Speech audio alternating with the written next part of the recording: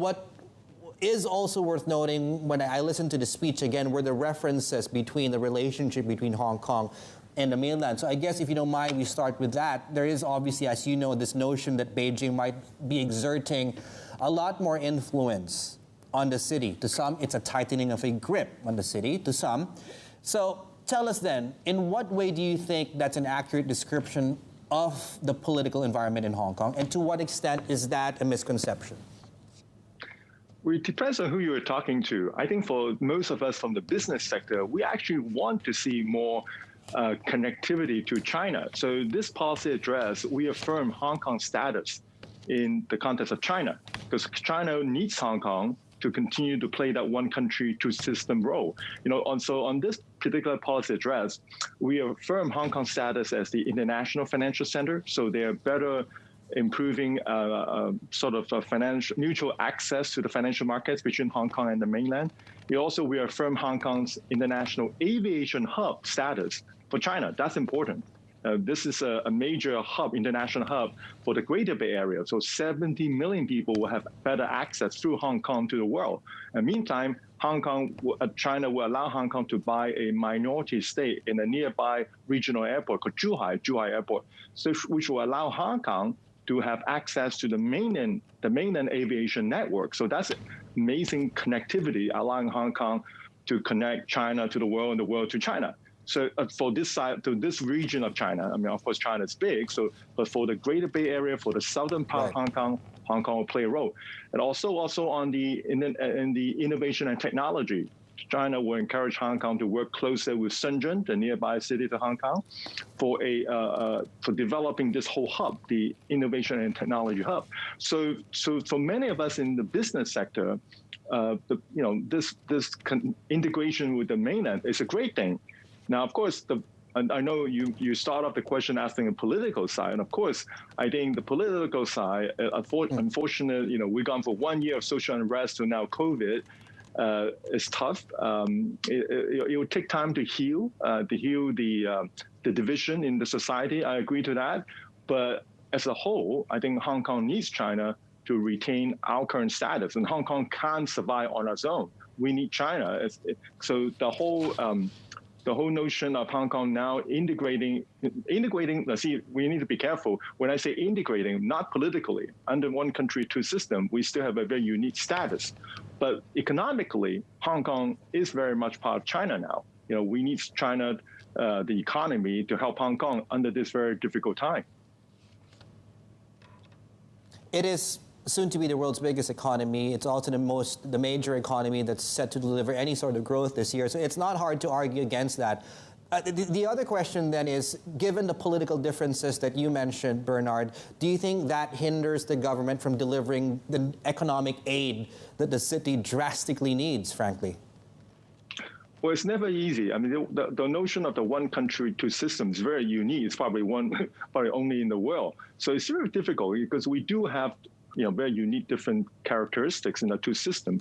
But after all, we are still one country. So yeah, there are challenges, but I think we can overcome these challenges over time. But one of the real, danger that we need to address is how the Hong Kong local youth can remain competitive, because they're no longer just competing on our own. We are now competing with a very large pool of very young talents from the mainland. So I think much of last year's problem is also to deal with the fear that we may be marginalized. We remain competitive as a city, also as company even like myself, and also the youth, about jobs and all these things. So these are the challenges. But then it's probably no difference to many other cities in the world they are facing. Bernard, you talk about healing the divisions, right? And then you just spoke about the fear of disenfranchising the voice of youth. Over the past few weeks and months, we've seen everything from opposition politicians get disqualified from being able to campaign. They've been ejected from LegCo. They've been disqualified from LegCo for violating processes. There's virtually no avenue for opposition discourse left in Hong Kong. Do you think it's necessary for the crackdown on opposition politicians to be so aggressive in Hong Kong, and does that not run the risk of feeding into that disenfranchisement? I don't think the government is targeting all opposition's leaders. A large number of them remain. I mean, they decide themselves to quit the legislature, but it's not, the government didn't target them. The government only target those who allegedly have advocating Hong Kong's independence or against China. So that is obviously after the passing of the national security law, they no longer allow. I mean, China have given Hong Kong 23 years time to pass our own national security law, but we never did. And so, but they were able to, they were patient with Hong Kong until last year when they saw all these things are happening, that they are so worried that there are foreign forces taking advantage of Hong Kong's unique status to disharmonize China. So this is their worry, and they basically set these red lines now that we no longer allow in Hong Kong to talk about independence and sort. So I think, I mean, obviously, I think most people in Hong Kong would not want to be independent from China because we need China as a country, as an economy, and so on. So the so-called disqualifications are only targeting specific legislators who were involved in perhaps the. Obviously, they are still under court hearings. So I won't go too deep into it, but yeah, I think Hong Kong would need to have opposition. I mean, they're welcome to come back in the next elections because a large number of them have not committed any crime, so they can easily come back to run again next year. But they chose to walk out. They chose to walk out from the legislature. So you talk about the one country, two systems being something that has obviously over the past been the benefit of Hong Kong, right? The proximity to China, the relationship to the economy, but the separate system when it comes to the legal framework. The judiciary has been coming under a lot of pressure lately. You've got public prosecutors pushing forward all these protest cases. You've got pro-Beijing publications criticising the judiciary, and we're hearing now from the UK consideration as to whether British judges should even be there in the first place or whether they should be withdrawn. Isn't that a concern for investors, for foreign businesses setting up home or who call their home in Hong Kong to not know whether there's going to be an independent, internationally recognized judiciary to be able to back them if something goes wrong? Judiciary independence is the key essence of the one country, two system.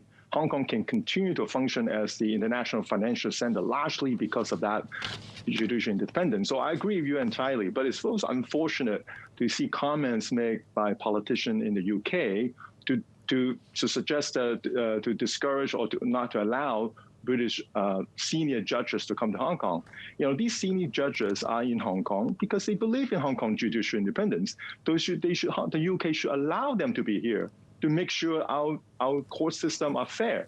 So by asking them not to come, it's actually doing us more harm. So I was so surprised with this comment made by UK politicians or diplomats, because that's exactly the opposite thing they should do.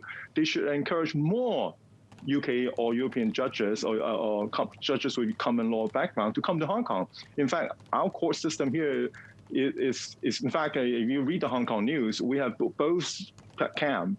We categorize in color in Hong Kong, both the blue camp and the yellow camp. They criticize the courts, and that's the good news. The fact that the courts are being criticized by both sides, meaning that they must be doing the right thing, because that should be the way how it should be done. People like me should not comment on how the court operate. They should operate completely independently from politicians. So, but this is something I think I continue to believe that judicial independence is the key, the success for Hong Kong. So I just hope that politics should leave out. Politicians locally and overseas should not matter with our court system. By the way, China also Bernard, let us alone. China let us alone too. China did not matter with our legal system. They leave us alone too, because they also see the importance of Hong Kong judicial independence as well. Right, but I guess one would argue then that for the most part they do, but when, of course, the story comes and it happens that they insert something like the National Security Bill, for example, then you obviously get criticism over that view. Now, I guess my question, as a final question to you, is you deal with Carrie Lam regularly. You speak with her. You're one of her top advisors, or the top advisor. If you could clue us in, what is her biggest frustration, Bernard? If you could share that with us. And what do we need to understand about the government of Hong Kong and them and us being able to have confidence in the government to deal with all these almost related problems, from the economy, obviously, all the way to the political spectrum? Well, there's two sides of the story, right? Politically, it has been challenging because after a year of social unrest, it takes time to heal, especially as a good portion of Hong Kong people, they're not necessarily supporting the government and so on. But meantime, the economy very much need China. I mean, we need China to help us to actually get out of this current economic mess, and also public health mess too. So just took public health, COVID-19. China is doing so much better than us now. In fact, China has done much better than anywhere in the world. So we also need China's support to help Hong Kong. But to align all the interests together, it's been very challenging for her. So one end, she had to deal with the COVID crisis, the economy, how to revitalize the economy. And meantime, we don't necessarily get everybody behind the government in making all those decisions. There are some portion of Hong Kong that always second guess the government decision, especially if anything had to do with the mainland China, then they second guess her. But obviously, she has only one objective in mind, is how to help Hong Kong and get out of this politically and public health crisis. Bernard, I wanted to just follow up on my previous question and your response about the independent judiciary and how if both sides are critical, then it must be independent and doing the right thing. Is there even a point in having an allegedly independent judiciary when Beijing will just bypass it anyway? It bypassed the courts and it bypassed the legislature to put through the national security law. So is it irrelevant when there are unilateral decisions being made through Carrie Lam? Well, Beijing don't bypass Hong Kong court system, at all, frequently. They only, because this whole, as I said, the national security law has always been, our job in Hong Kong to pass it, but we failed to pass it. So China say, hey, we waited for you for 23 years to pass this law in order to protect Hong Kong and protect the mainland. So it's only right for them to decide that, hey, we have delegated the authority to Hong Kong, but you failed to do so. And that's why it's legally allowed, by the way, under the basic law, under the Constitution of Hong Kong, for them to do so. So they did not do anything illegally. In fact, they follow exactly the procedures. Now, of course, some people in Hong Kong will not like it. I mean, I myself would much prefer that we pass this law in Hong Kong too, but we failed to do so in all these years. And China say, hey, we can't wait any so longer, Bernard, what I'm hearing you say is that you're saying this is a justification for why they bypassed the courts and bypassed the legislature. You're not saying that they didn't bypass it. You're saying that they did, but that there's a reason for it. Heidi, this is not bypass. See, bypass gives the impression that this is not legal. No, it's totally legal. It's always been. This is the National People Congress. They always have the authority. They have delegated to Hong Kong to pass that law, but we didn't do it. So it's not like they bypass us. This has always been the purview for the National People Congress to legislate national security law. So it's not a bypass.